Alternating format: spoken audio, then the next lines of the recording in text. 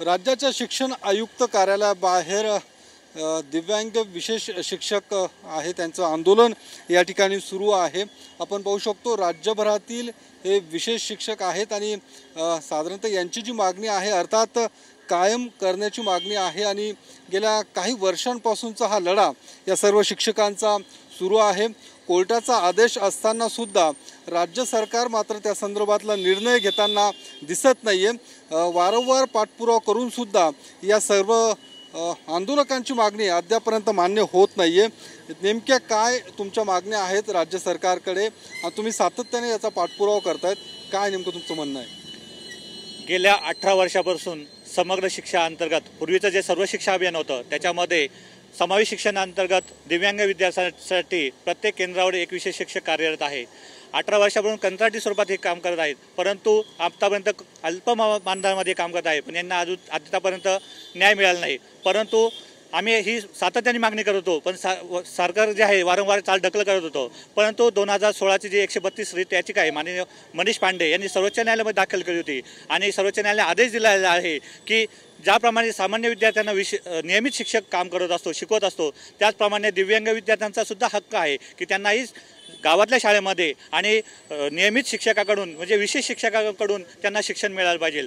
परंतु त्यानंतरही मार्चमध्ये शपथपत्र दाखल केलं की आम्ही या दिव्यांग विद्यार्थ्यांसाठी नियमित विशेष शिक्षक नेमू, परंतु फक्त राज्याने मान्य आयुक्तांनी पदनिर्मिती केली आणि त्याच्यामध्ये फक्त 816 पदांची निर्मिती केली की तालुक्यामध्ये फक्त 2 विशेष शिक्षक। जर बघितलं तर तालुक्यामध्ये 500 पेक्षा जास्त दिव्यांग विद्यार्थी आहेत आणि त्यांना गावखेड्यामध्ये जाऊन शिकवावं लागतं, त्यांना मदत करावी लागते, पालकांना मार्गदर्शन करावं लागतं, परंतु ही पदनिर्मिती मान्य नाही।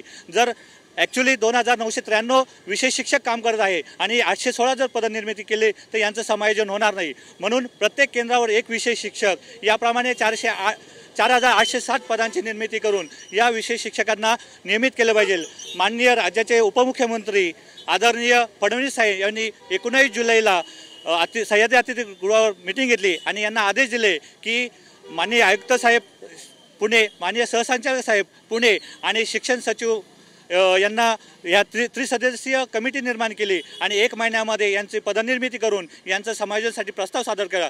परंतु 1 महिन्यामध्ये कुठल्याही प्रकारचं काम आपल्याला झालेलं दिसत नाही। परवाच आता 18 तारखेसुद्धा एक पत्र काढलं की इकडनं सचिवांकडे आणि सचिवांकडून पुन्हा इकडं असा फक्त पत्रावर होताना दिसतोय, पण ठोस जे निर्णय आहे तो झालेला दिसत नाही। आणि गेल्या 18 वर्षापासून हे जे विशेष शिक्षक काम करत आहे हे सगळ्यांनी 40 क्रॉस केलेले आणि यांचा पुढचं आयुष्य आणि याच्यापेक्षाही महत्त्वाचं जे दिव्यांग विद्यार्थी हे गावामध्ये घरामध्ये आहेत यांना न्याय आणि हक्क मिळवून देण्याचं काम हे विशेष शिक्षक करतात। म्हणून आमची एकच मागणी आहे की पदनिर्मिती झाली पाहिजे आणि या 3000 विशेष शिक्षकांचं समायोजन तात्काळ झालं पाहिजे। जर राज्याचे उपमुख्यमंत्री साहेब आदेश देऊनही जर मान्य करत नसेल तर यासारखी मोठी शोकांतिका नाही। धन्यवाद। नक्की शोकांतिका नाही।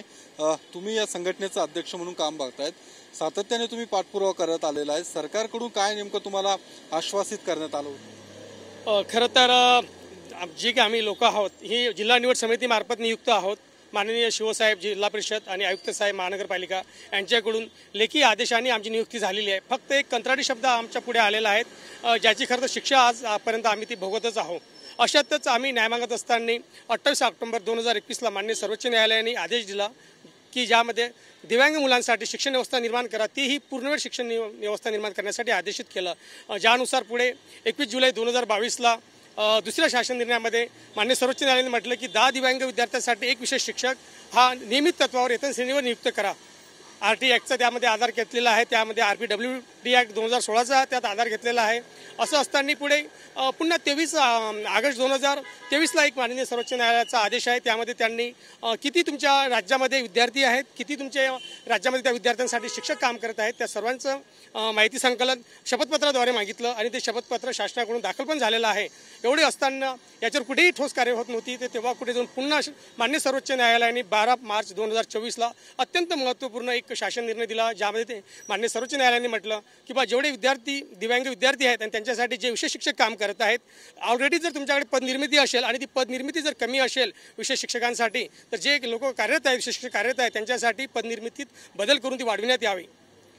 तर या सगळ्या आंदोलकांचं म्हणणं आहे की पदनिर्मिती करून आम्हाला सामावून घ्यावं, जो कंत्राटी शब्द आहे तोच या सगळ्या आंदोलकांना अडचणीचा ठरतोय. त्यामुळे सरकारने या संदर्भातला तोडगा काढण्याची गरज आहे. कॅमेरामन शहाजीसह मी योगेश बोरसे, TV9 मराठी, पुणे.